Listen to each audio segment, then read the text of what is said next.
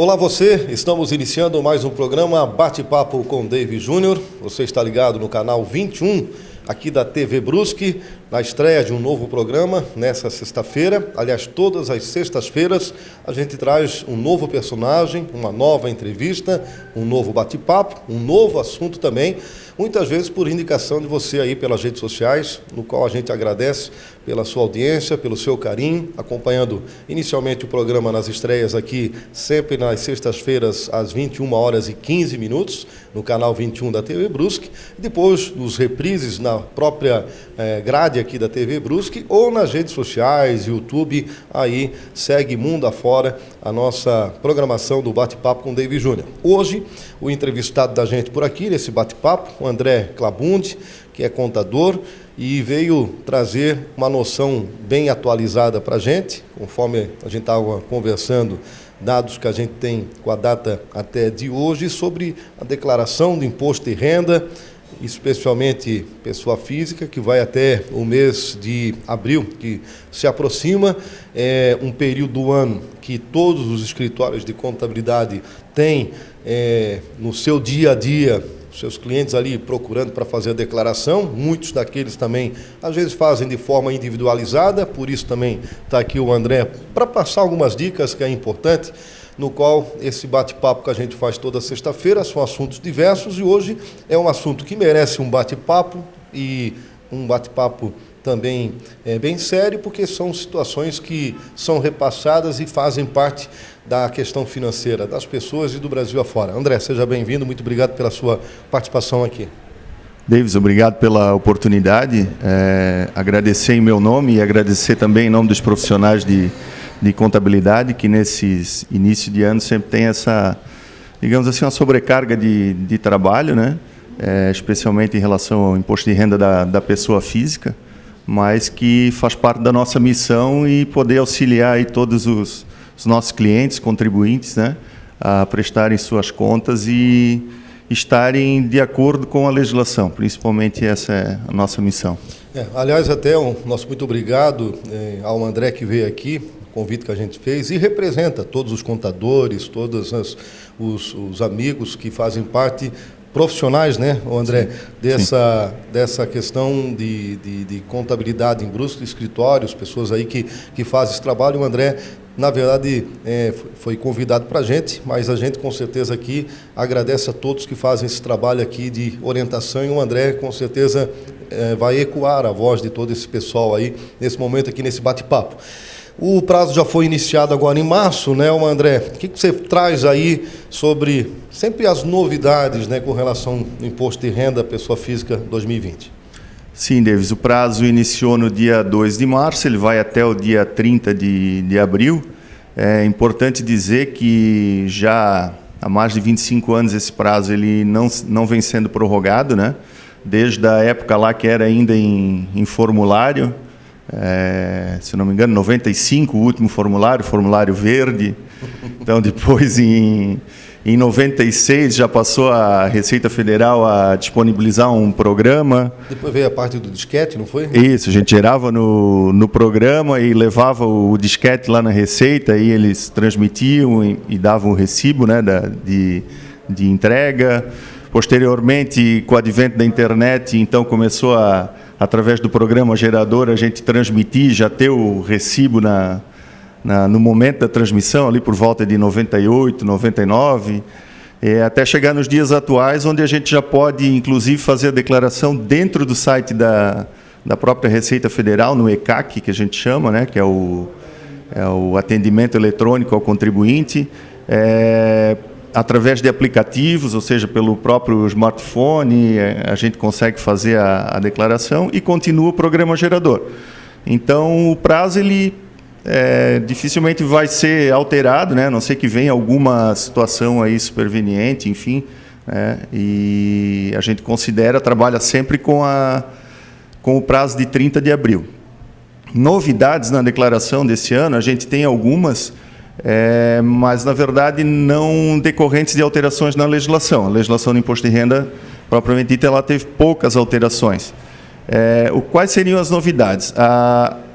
A partir desse ano, na declaração de bens, o contribuinte vai ter que indicar se o bem pertence a ele, ou seja, que ele é o titular daquele bem, ou se ele pertence a um dependente. E aí o programa ele vai abrir um campo em que se indica quem é o dependente. Outra informação bastante importante é que, em relação às contas bancárias, o contribuinte vai ter que indicar, através do programa, o código do banco, o CNPJ, a agência, a conta corrente, tudo em campos próprios.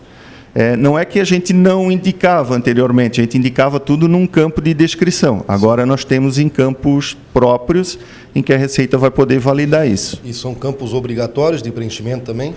São campos obrigatórios, especialmente a questão da indicação do CNPJ do banco, o código do banco. Se ele não estiver preenchido, o programa ele não valida a declaração e impede a transmissão. Uma outra novidade também... Voltando só um pouquinho, o bate-papo é assim mesmo, né? A gente vai tendo dúvida, volta, fita, voz de novo, né? A questão ali dos dependentes também, que não tinha no passado, né? Agora, até você poderia até descrever, às vezes, no histórico ali, que estava... Mas esse ano, essa questão você ter um bem, um imóvel, uma sala, um apartamento, um terreno, são bens imóveis aí, já escriturados, tudo certinho, porque também veio aquela questão de botar o número da matrícula, tudo direitinho também, que era uma novidade que agora já está fazendo parte, né? Exatamente. E esse do dependente também é um campo obrigatório? Sim. Em relação ao dependente, na verdade, é uma novidade já do ano passado, em que a Receita ela tornou obrigatório informar o número do CPF do dependente.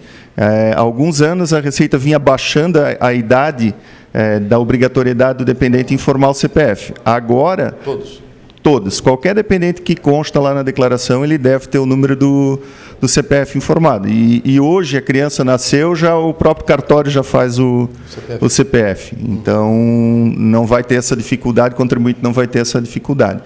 Em relação ao dependente, propriamente dito, é bastante oportuno a gente lembrar que, em regra, o contribuinte ele pensa em lançar o dependente na declaração para usufruir das despesas.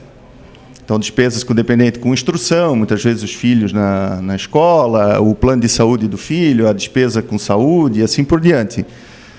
Mas nós temos que lembrar também que deve-se incluir todos os bens que estão em nome do dependente e fazer essa observação lá na ficha específica, mas também os rendimentos que esses dependentes possuem. Então, muitas vezes o dependente pode ter alguma fonte de renda e tem que incluir. Então, o contribuinte ele deve verificar se é vantagem ele incluir o dependente ou não. Muitas vezes, se esse dependente tiver uma outra fonte de renda, talvez a renda dele seja maior do que as despesas e ele não seja interessante lançá-lo como dependente. E aquela renda vai entrar também junto com a declaração do pai, por exemplo, né? Exatamente. O contribuinte que incluir como dependente, ele vai, se porventura o dependente tiver renda, vai somar com a renda do titular. E como a gente sabe que a tabela do imposto de renda ela foi programada de forma que a alíquota seja progressiva. Ou seja, quanto maior o rendimento da pessoa, maior é o percentual que ele paga de imposto. A tendência é de que não vale a pena. Enfim, cada caso tem que ser estudado individualmente. André, em linhas gerais, quem tem a obrigatoriedade de fazer a declaração do imposto de renda, pessoa física? Bom, são algumas hipóteses que tornam a pessoa a declarar obrigatoriamente. A mais comum são os rendimentos. Então, os rendimentos tributáveis acima de R$ 28.559,70 torna a pessoa obrigada a declarar. Esse primeiro item é bastante importante, porque muitas vezes as pessoas elas não observam que elas devem somar todas as suas rendas para aferir esse limite. Então, por exemplo, a pessoa trabalhou no primeiro semestre na empresa X, segundo semestre na empresa Y. E em cada uma dessas empresas ela recebeu rendimentos tributáveis de R$ 15.000. Se a gente analisar individualmente a fonte de renda, ele não estará obrigado. Mas a análise ela está equivocada. Nós temos que somar as duas fontes de renda e verificar se ela ultrapassa o 28.559. Uma outra situação bastante comum é quando a pessoa é aposentada ou teve algum benefício previdenciário e continua trabalhando. Então, ela tem que somar os dois rendimentos para verificar se ultrapassou esse limite do 28.559. Aposentadoria, como o pessoal chama tradicionalmente, Exato. E mais aquele salário da empresa onde é que está, né? Exatamente. De repente, uma renda de aluguel que a pessoa tem, ela trabalha, tem uma aposentadoria, ainda recebe um aluguel lá de algum imóvel que ele adquiriu ou construiu, enfim, tem que somar tudo isso para ver se não ultrapassou o limite de 28.559,70. Mas e a pessoa que tem mais de 65 anos de idade, qual é que é o prazo ali em termos de idade? A diferença das pessoas que recebem benefício previdenciário acima de 65 anos é que uma parte do rendimento deles ela acaba sendo isenta, que é até 24.751 e alguns centavos. Então, tem que verificar no informe dessa pessoa o quanto ele teve de rendimento tributável e quanto ele teve de rendimento isento. É bastante oportuna a tua pergunta, porque os rendimentos isentos também fazem com que a pessoa seja obrigada a declarar o imposto de renda. Então, por exemplo, os rendimentos acima de isentos, não tributáveis ou tributados exclusivamente na fonte, que somarem acima de 40 mil, também tornam a pessoa obrigada a declarar. Provavelmente essa pessoa, se ela entrar por esse motivo, talvez ela não tenha imposto a pagar, mas ela é obrigada a prestar contas para o imposto de renda. Então, quais exemplos de rendimentos isentos, não tributáveis ou tributação exclusiva? O contribuinte que recebeu uma doação no ano de 2019. A doação, para quem recebe, é considerado um rendimento isento. Então, ele tem que verificar se não ultrapassou esse limite de 40 mil. Os prêmios de loteria é considerado tributação exclusiva na fonte. Então, se a pessoa teve um prêmio, ela tem que observar o limite de 40 mil. Então, são várias situações que têm que ser analisadas. Ainda em relação à obrigatoriedade, pessoas que tiveram ganho de capital, apuraram ganho de capital com o IR. O que significa isso? Eu adquiri um terreno, digamos, lá na década de 90, por 30, 40 mil, houve uma avaliação, uma valorização desse imóvel, vendi ele por 200 mil. Eu tive um ganho de capital sujeito ao imposto de renda. Então, essa pessoa ela está obrigada a declarar, mesmo que ela não tenha renda, que ela não tenha qualquer outra renda, que ela não tenha rendimento isento, o fato de ela ter alienado um bem sujeito ao pagamento do imposto a torna declarante. Uma outra situação cada vez mais comum, que as pessoas estão diversificando seus investimentos, quem teve compra ou venda de ações na Bolsa de Valores. O simples fato de haver a compra de ações na Bolsa de Valores já faz com que a pessoa seja obrigada a declarar. E isso é uma informação que a Bolsa de Valores repassa para a Receita. Então, a Receita tem como aferir, né, se a pessoa teve alguma operação ou não. Outra situação bastante comum, quando a pessoa troca o seu imóvel residencial. Na verdade, normalmente ela vende um imóvel e adquire outro. Existe na legislação a previsão de que esse ganho de capital que ele teve, então, por exemplo, se ele comprou um apartamento por 100, vendeu por 200, e aí pegou esse 200 e aplicou em até 180 dias na compra de outro apartamento. Então, o ganho que ele teve na primeira operação ali, que seria a venda o lucro de 100, ela se torna isento desde que ele, em 180 dias, adquira outro imóvel comercial. Residencial. Sim. Somente residencial. Então, se eu adquirir um terreno, eu não tenho direito a essa isenção. Mas, voltando à questão da obrigatoriedade, se eu tive essa transação, vendi um imóvel residencial, adquiri outro no prazo de 180 dias, mesmo que eu não tenha imposto a pagar, eu sou obrigado a prestar contas para o imposto de renda. São situações também bastante específicas, casos assim, às vezes agudos, né, que também, com certeza, as pessoas que ainda tiverem algum tipo de dúvida terão que procurar um profissional, como é o caso do André aqui, para tirar essa dúvida, para sanar se precisa e de que forma fazer a declaração desse imposto de renda à pessoa física. O André vai ficar mais um pouco com a gente aqui, a gente vai no intervalo comercial, tá, André? E a gente já volta com o André Clabundi, que é contador, falando especificamente o assunto do nosso bate-papo hoje, que é o imposto de renda à pessoa física, que está em trâmite até final do mês de abril. Fique ligado, a gente já volta aqui na TV Brusque.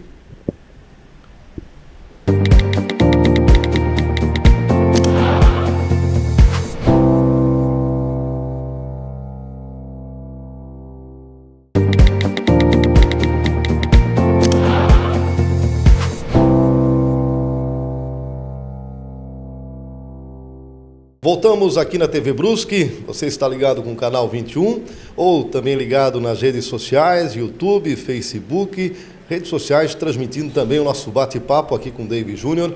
André Clabundi, que é contador, é o nosso entrevistado, batendo esse papo bacana, papo interessante. Imposto de renda, pessoa física, 2020, até abril, né? Final de abril, aí o prazo para as pessoas fazerem a declaração. E como sempre se diz, eu vou abrir rapidamente o bloco aqui, dizendo que, para não deixar para a última hora, né, André? Que os contadores ficam numa apreensão, que falta documento aqui e ali, e brasileiro gosta de deixar para a última hora, né, André? Bom, em relação a isso, Davis, o que a gente pode orientar é que realmente as pessoas que entregam antes, aquelas que têm imposto a restituir, elas recebem antes. Existe uma lista de prioridades, até pela própria legislação, que ela determina que as pessoas que têm alguma necessidade especial, que são portadores de alguma doença que está elencada na legislação, eles recebem antes. E esse ano, inclusive, a restituição o primeiro lote está programado para o dia 29 de maio e assim sucessivamente, sempre no último dia do mês. Serão 5 lotes. Antes era dia 15 e... Começava em junho, e até dezembro, né? Então, assim, além dela ter a vantagem de restituir antes, para aqueles que também vão pagar imposto de renda, vai resultar imposto de renda a pagar, tem a vantagem de, se entregarem até dia 10 de abril, poder optar pelo débito automático. Então, mesmo que a pessoa pague em cota única ou que venha a parcelar em até 8 vezes, existe a possibilidade de a primeira parcela já ser debitada no banco, desde que seja entregue até dia 10 de abril. Uma outra situação é que a gente entregando antes a declaração, nós temos condições de verificar algum erro de preenchimento ou, de repente, algum documento que foi esquecido de incluir, enfim, de fazer uma validação dessa declaração. A Receita Federal nos proporciona um acompanhamento do processamento dessa declaração.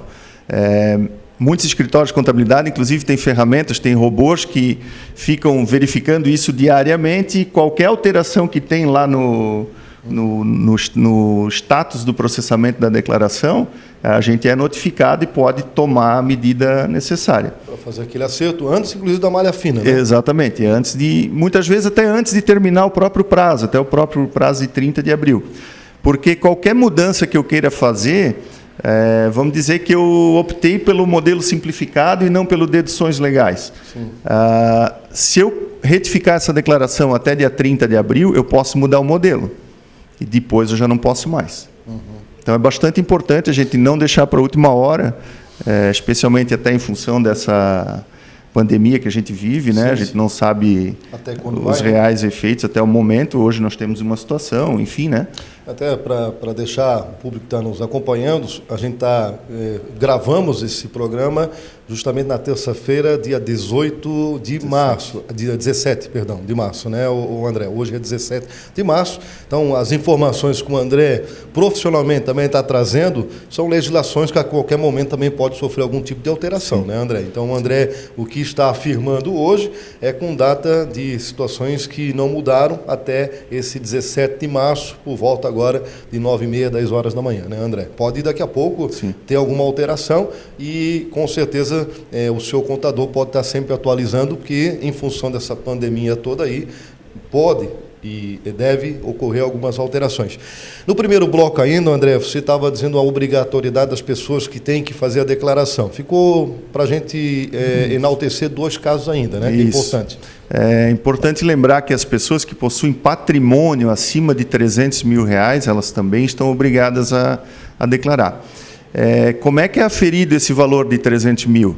Em regra, ele é o valor de custo do bem, ele não é o valor de mercado. Então, por exemplo, aquele imóvel que a pessoa adquiriu, vamos pegar o exemplo ali de novo, lá na década de 90, enfim, por um valor, digamos, de R$20 mil. Vamos dizer que hoje ele vale 500 mil. Essa pessoa está obrigada em função desse patrimônio? Não, porque é avaliado pelo valor de custo.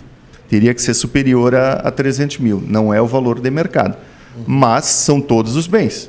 Bens imóveis, veículos, aplicações financeiras, conta bancária, enfim, todos os bens que a pessoa tem. E mesmo aquela pessoa que teve o rendimento anual inferior aos 29 mil. Isso, muito bem lembrado. Dessas condições que a gente está falando, o contribuinte, ele estando em apenas uma delas, ele já está obrigado a apresentar sua declaração. Então, uma outra situação que também obriga é se ele passou a condição de residente no país e permaneceu até 31 de dezembro. E ainda para quem explora atividade rural com rendimento acima de 132 mil.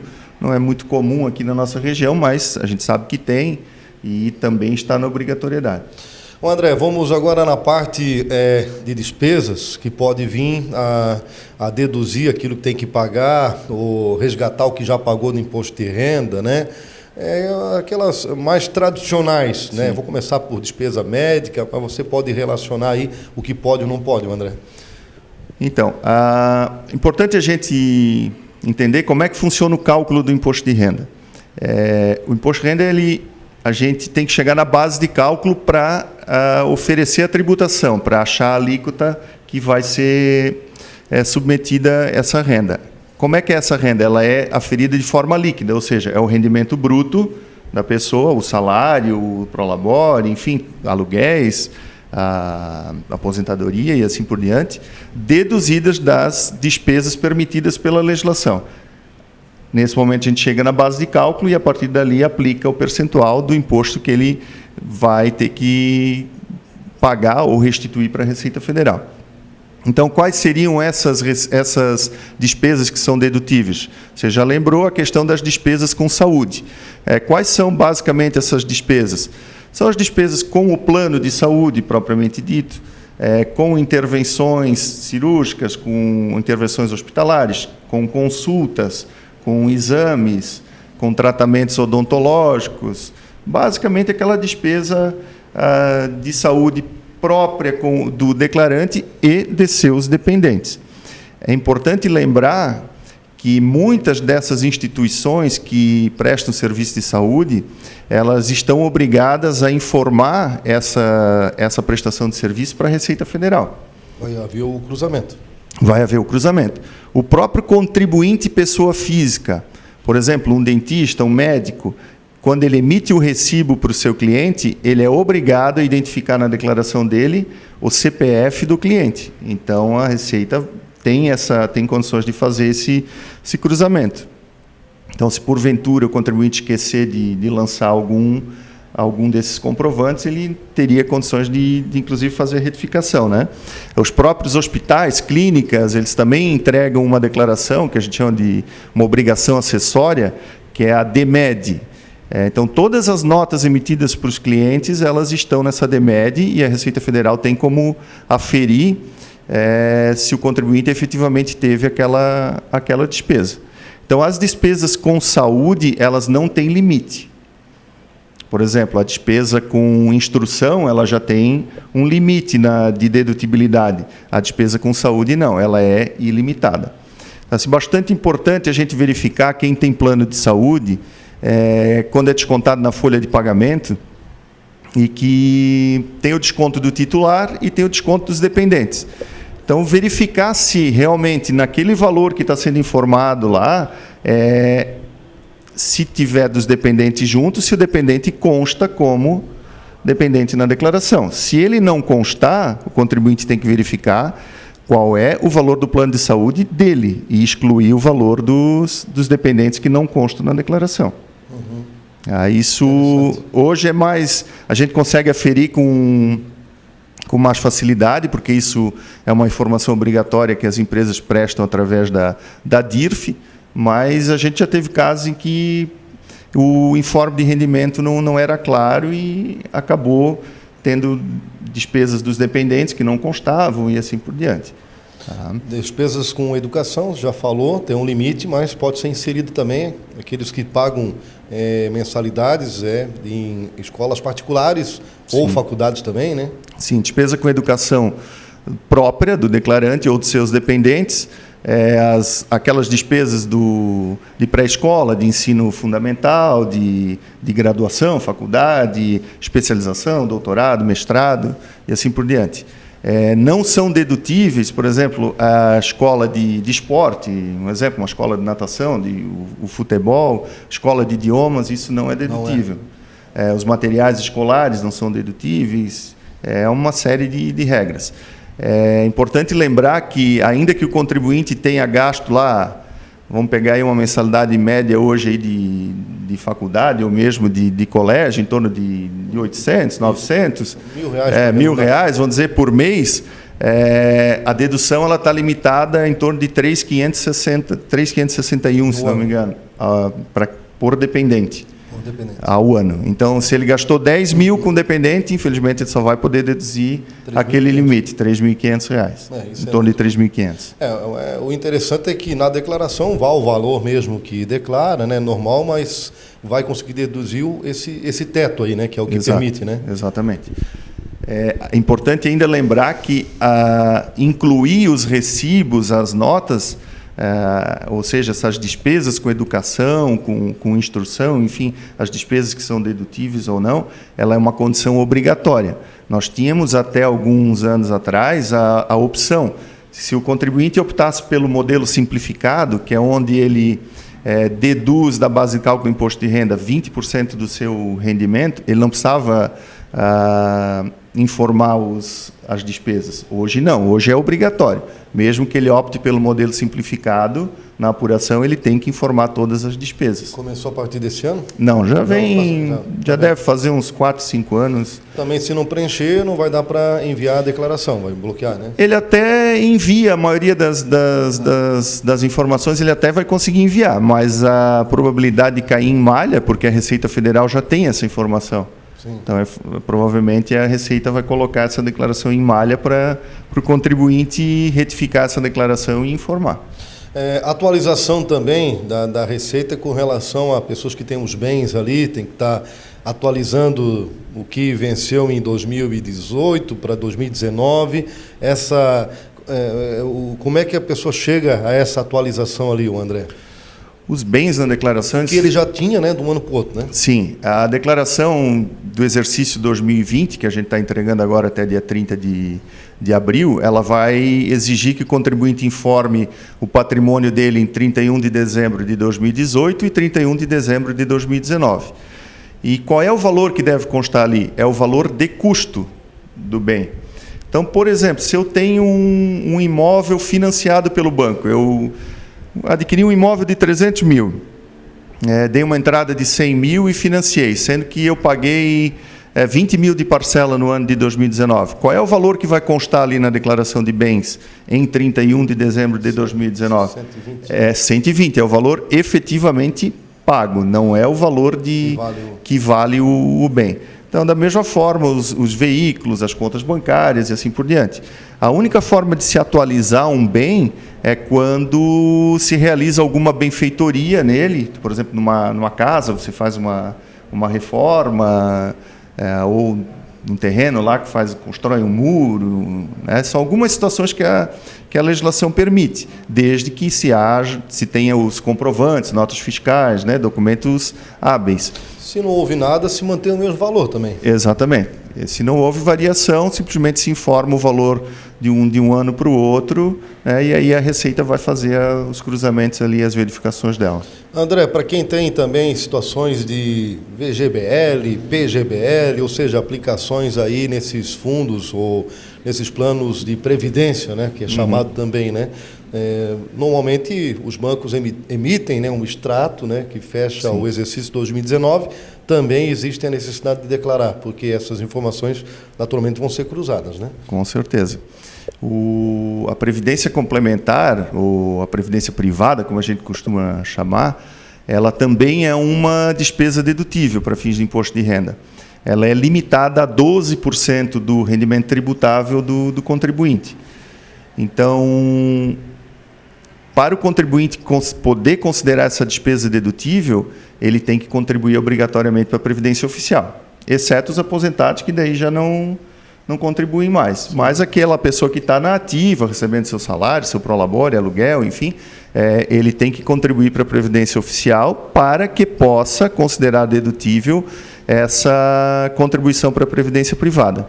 Nós temos basicamente dois tipos de Previdência Privada, o VGBL e o PGBL. Então, o VGBL ele não é dedutível da base de cálculo do imposto de renda. Então, eu sempre tenho assim comigo para fixar, o PGBL ele pode ser deduzido. Então, existem dois tipos, o PGBL e o VGBL. O VGBL, o contribuinte vai informar lá na declaração de bens como se fosse uma aplicação financeira. Já o PGBL, ele vai informar lá no campo de pagamentos, onde ele vai informar o valor que foi pago no ano, a título de PGBL, sempre limitado a 12% desse rendimento tributável que ele tiver. E o PGBL, que pode deduzir, então, do... Exatamente. Ele deduz da base de cálculo do imposto. O VGBL depois tem uma sequência diferente, que na hora do resgate você paga o imposto apenas sobre o rendimento, né? Exatamente. Por isso também tem essa diferença. No momento do resgate vai ter uma diferença da forma de tributação. Exatamente. Por isso também tem essa diferença na declaração também do imposto de renda para quem nos acompanha. André Clabundi, numa situação então da pessoa que chegou dia 30 de abril, né? Hoje é o prazo final, nós estamos no dia 17 aqui, lembrando que pode haver alguma alteração, mas vamos manter como dia 30 de abril de 2020, encerra o prazo, a pessoa não declarou, o que acontece? Ele está sujeito à multa mínima de R$ 165,74, se ele estiver na obrigatoriedade. Então, dentro daqueles quesitos iniciais que a gente falou, se ele estiver em alguma daquelas condições e ele não apresentou até o dia 30 de abril, ele está sujeito à multa mínima de R$ 165. Mínima, né? Mínima. Depois ela vai ser graduada de acordo com o valor do rendimento dele, a quantidade de meses que ele deixar em atraso e assim por diante. A nossa orientação é de que pelo menos ele entregue a declaração até o dia 30, se faltar algum documento, ele entregue e depois retifique. Faça a retificação. Qualquer retificação antes do início de um procedimento fiscal, ela é válida, juridicamente válida. O contribuinte tem essa opção de poder fazer. Uhum. E existe também bloqueio de CPF, alguma coisa nesse sentido ou não?